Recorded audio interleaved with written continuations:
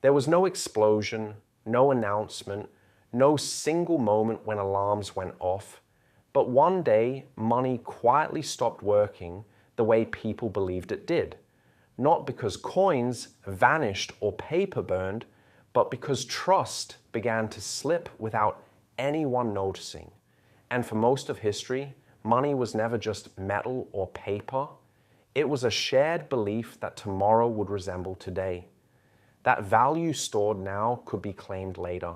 That effort today meant security tomorrow.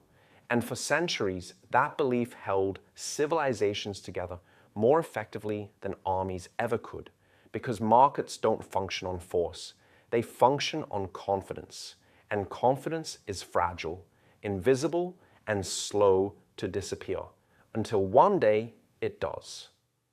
In ancient societies, money was simple, tangible, heavy, something you could hold, something that carried weight both physically and socially.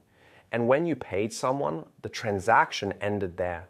But as societies grew larger and more complex, money began to represent promises instead of objects. And promises require memory, institutions, and faith. And that was the first shift, because once money became a promise rather than a thing, it could be stretched, duplicated, delayed, and manipulated, all while appearing unchanged to the people using it. Empires learned this early, discovering that controlling money meant controlling time itself, because when a government issues currency, it's not just issuing coins, it's issuing expectations about the future. And as long as people believe those expectations will be met, the system survives. But when reality starts diverging from those promises, the cracks form quietly. Soldiers were once paid in silver that held value everywhere. But when empires expanded faster than their resources, the silver was thinned. The coins looked the same, but felt lighter. And at first, no one noticed, because trust doesn't collapse instantly.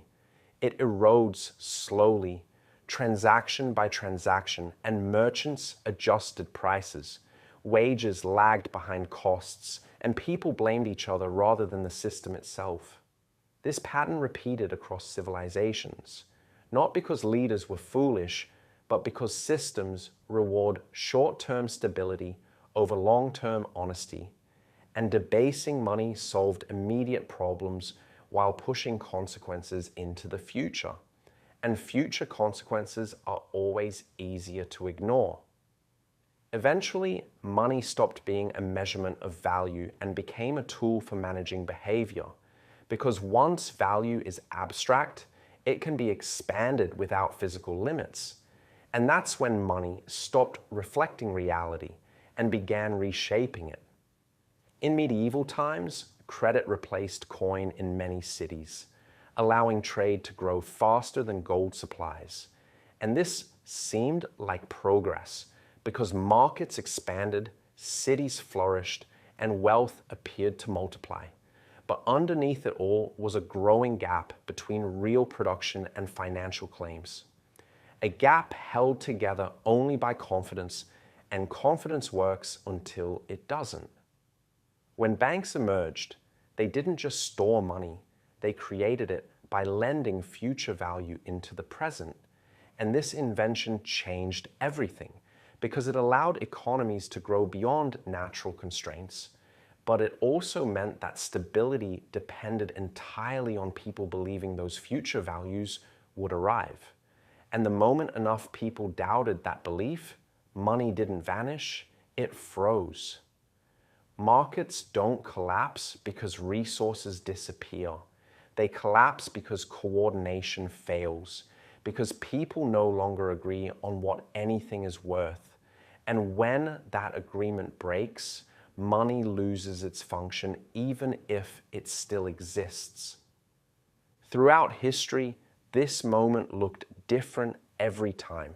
Sometimes it appeared as hyperinflation, where money still circulated but lost meaning by the hour. Sometimes it appeared as deflation, where people hoarded currency because tomorrow felt more uncertain than today, and sometimes it appeared as quiet stagnation, where money technically worked but no longer moved because fear replaced confidence. In each case, people said the same things, that this time was unique, that old rules no longer applied, that recovery was just around the corner, but beneath the surface, the same mechanism was failing. Trust between past, present, and future was breaking down. Modern money removed the final physical anchor entirely, turning currency into numbers, screens, and signals. And this made transactions faster, smoother, and easier. But it also made money dependent on systems no individual could see or fully understand. And when people don't understand a system, they rely on belief instead, believing that institutions are stable, that safeguards exist, that someone is in control. And for a long time, that belief held because stability feeds on itself. Success reinforces confidence, and confidence justifies expansion. But expansion always outruns reality eventually, because real economies grow slowly, while financial claims can grow instantly, and the larger that gap becomes, the more fragile the system grows, even as it appears stronger on the surface. The day money stopped working wasn't the day banks closed or markets crashed. It was the day people began adjusting their lives around money instead of money adjusting to life. When calendars revolved around payment dates, when decisions were made based on interest rates rather than needs, when entire futures were pledged before they were lived. And at that point, money wasn't a medium of exchange anymore, it was a framework shaping behavior. Families worked more hours not to build wealth, but to service obligations. Governments prioritized financial stability over social stability, and individuals accepted uncertainty as normal because instability had become embedded in the system itself. At this stage, money still functioned technically, but it no longer fulfilled its original purpose, which was to store value, coordinate exchange, and reduce uncertainty. Instead, it amplified uncertainty because future promises outweighed present reality, and the system required perpetual growth just to remain stable.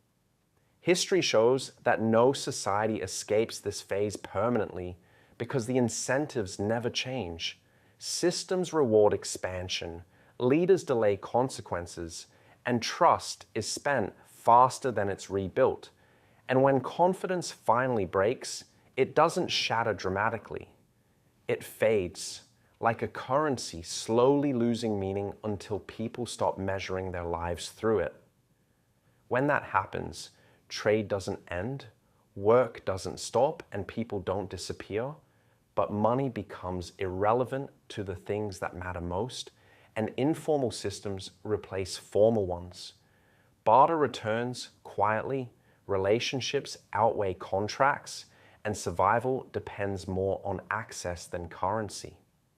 The collapse isn't loud, it's administrative, procedural, psychological, and by the time it's visible, the shift has already occurred because money doesn't stop working when it loses value. It stops working when it loses trust. And trust is always the last thing people admit they've lost. That is why the most dangerous moment isn't crisis, it's normalization. When instability feels routine, when debt feels permanent, when uncertainty feels inevitable. Because at that point, money still exists, but it no longer serves its purpose. And that is the day money stopped working, not as an object, but as an idea. And by the time its consequences are fully visible, the future has already been pledged away.